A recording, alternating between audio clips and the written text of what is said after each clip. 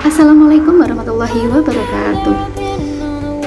Yang saya hormati Ibu Ani Mailani selaku coach saya di kelompok 1 angkatan 7. Yang saya hormati Dr. Vindi Kurniawati selaku mentor saya sekaligus kepala puskesmas saya di Puskesmas Pati 2. Yang saya hormati Bapak Basuki Rahmat selaku penguji saya.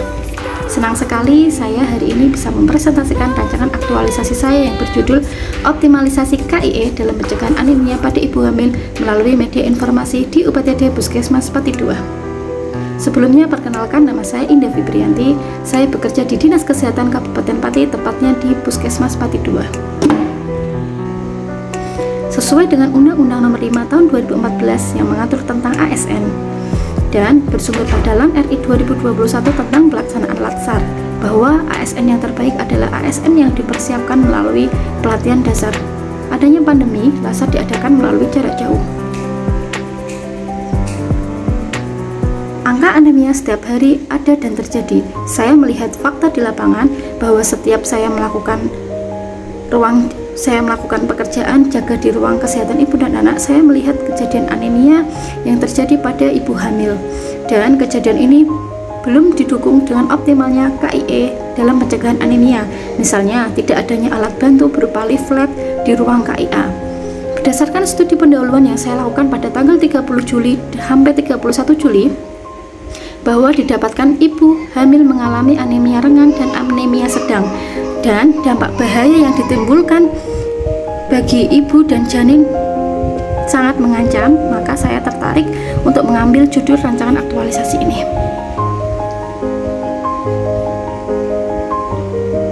Gambaran umum, Puskesmas adalah fasilitas kesehatan yang menyelenggarakan UKM dan UKP pada tingkat pertama yang mengutamakan upaya promotif serta preventif. Visi dan misi Puskesmas Pati 2 bersumber pada Kabupaten Pati, yaitu terwujudnya puskesmas yang bermutu dan profesional, sedangkan misi dijalankan melalui 6 langkah. Nilai-nilai organisasi yang terkandung adalah profesional, unggul, aman, dan santun. Di tempat saya bekerja, saya mengangkat ada 4 isu yang aktual terjadi. Yang pertama adalah optimalisasi pijat oksitosin oleh petugas bidan dalam memperlancar produksi ASI di ruang bersalin. Yang kedua, belum optimalnya upaya lintas sektoral dalam sosialisasi vaksin COVID-19 pada ibu hamil. Yang ketiga, belum optimalnya KIE dalam pencegahan anemia pada ibu hamil. Dan yang keempat adalah belum optimalnya pemahaman ibu hamil tentang pentingnya kunjungan keempat.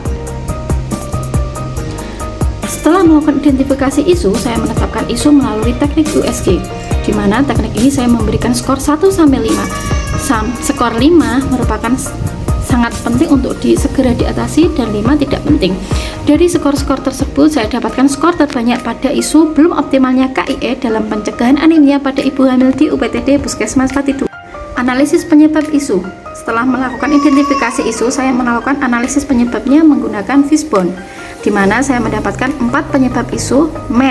Kurang optimalnya edukasi oleh petugas, pasien yang tidak patuh dalam meminum tablet FE, kurangnya minat membaca ibu hamil, material, kurangnya inovasi dalam penggunaan media edukasi, kurang tersedianya materi edukasi, metode KIE yang kurang menarik, kurangnya sarana dan prasarana yang mendukung tentang anemia, milieu atau lingkungan, belum adanya koordinasi dengan petugas promosi kesehatan yang terkait. Dari penyebab analisis tersebut, saya mendapatkan gagasan pemecahan masalah. Yang pertama, gerakan gemar membaca buku KIA.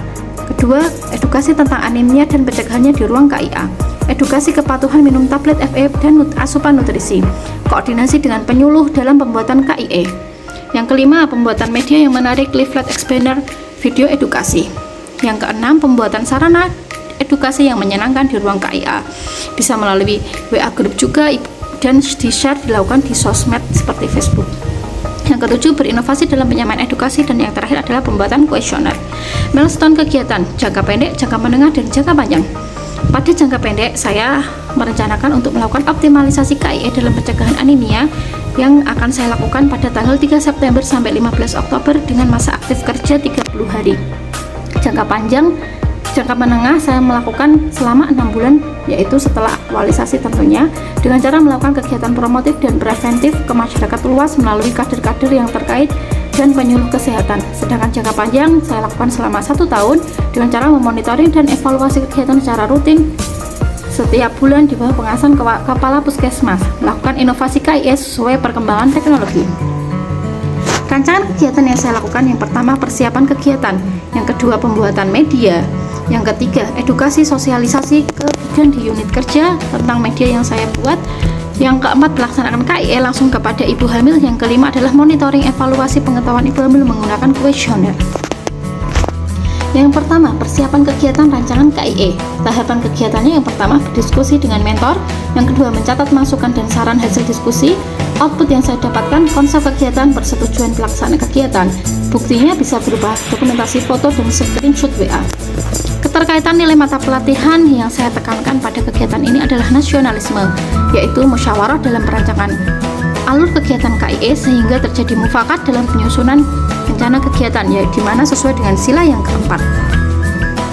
Yang kedua adalah pembuatan leaflet, expander, dan video edukasi. Tahapan kegiatannya ada 7. Yang pertama adalah berdiskusi dengan mentor, yang kedua mencatat masukan dan saran, yang ketiga mencari bahan referensi, yang keempat membuat media bersama tim gizi, yang kelima diskusi dengan penyuluh, yang keenam kepercetakan, yang ketujuh adalah melaporkan mentor tentang hasil outputnya atau media yang telah saya buat. Outputnya berupa leaflet, expander, dan video edukasi. Buktinya berupa foto dan video. Keterkaitan nilai mata pelatihan yang saya tekankan adalah komitmen mutu, karena di sini saya ingin menghasilkan media KIE yang bermutu, inovasi, dan menarik, di mana media ini saya gunakan untuk meningkatkan kesejahteraan masyarakat. Untuk kegiatan yang ketiga adalah edukasi dan sosialisasi leaflet, expander, dan video kepada bidan di unit kerja.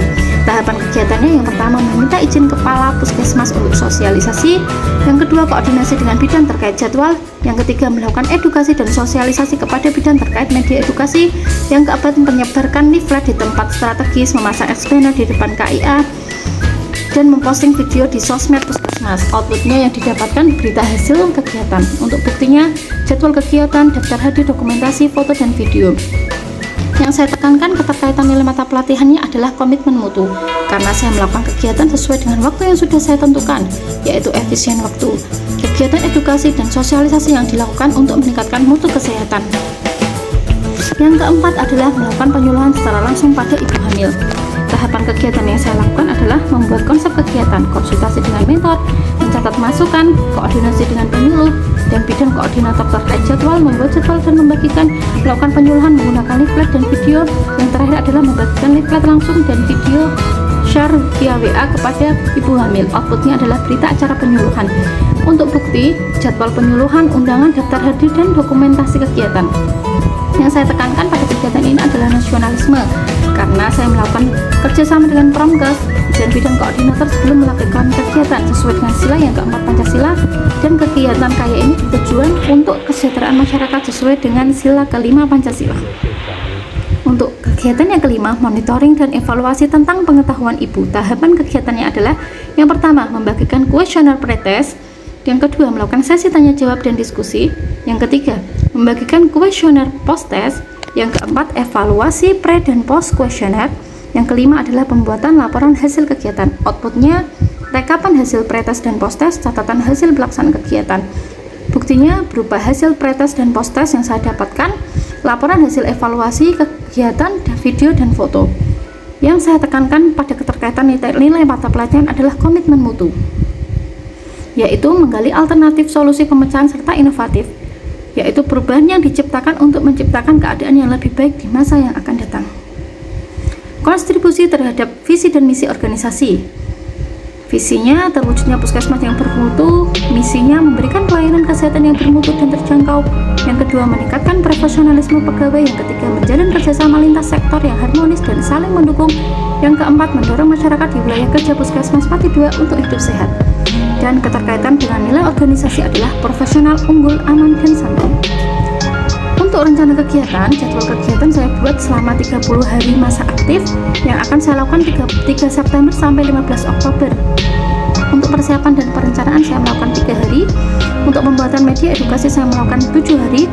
Untuk edukasi dan sosialisasi media edukasi kepada bidan di unit kerja saya melakukannya 5 hari. Penyuluhan langsung dengan ibu hamil 5 hari. Monef pengetahuan ibu hamil saya lakukan 4 hari, dan terakhir adalah penyusunan laporan selama 5 hari. Identifikasi dampak pemecahan isu bagi individu, Yang pertama, mengembangkan potensi dan kemampuan diri. Yang kedua, meningkatkan kemampuan komunikasi dengan atasan dan sesama bidan serta rekan lintas sektor program. Yang ketiga, meningkatkan kemampuan diri dalam melakukan pemecahan terhadap suatu masalah dan organisasi. Untuk masyarakat sendiri, meningkatkan pemahaman masyarakat terutama ibu hamil terkait pencegahan anemia. Yang kedua, memberikan kemudahan informasi pada masyarakat terutama ibu hamil tentang panduan gizi dan nutrisi dalam pencegahan anemia.